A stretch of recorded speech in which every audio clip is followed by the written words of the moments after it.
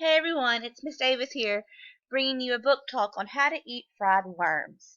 This is one of my most favorite pieces of literature. Have you ever eaten a worm? How about a fried worm?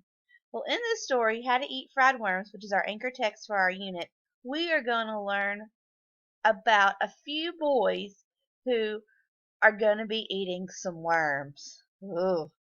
I don't know about you guys, but that doesn't sound too delicious to me. But it might be to them. So, here's a story by Thomas Rockwell called How to Eat Fried Worms.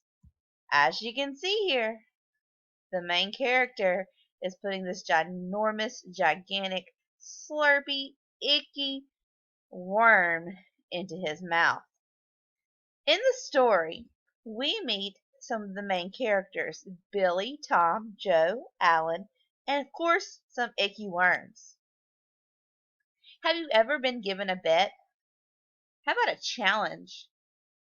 Do you back down from challenges? Well, in this story, Billy, the main character, is being given a bet by Tom and Joe and Alan to see if he can eat 15 worms in 15 days. I know, that sounds disgusting. But Billy is always up for a challenge.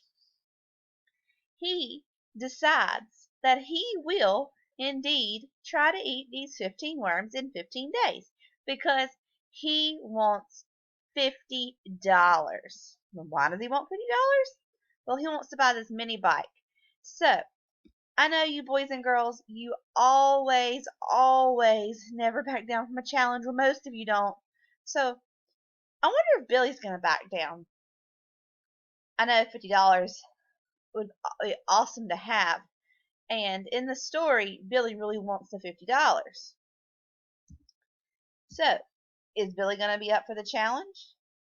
As he comes in contact with these worms, he starts adding mustard and ketchup, and he fricasseeds them, which is some loaded vocabulary that you're going to learn as you read the story.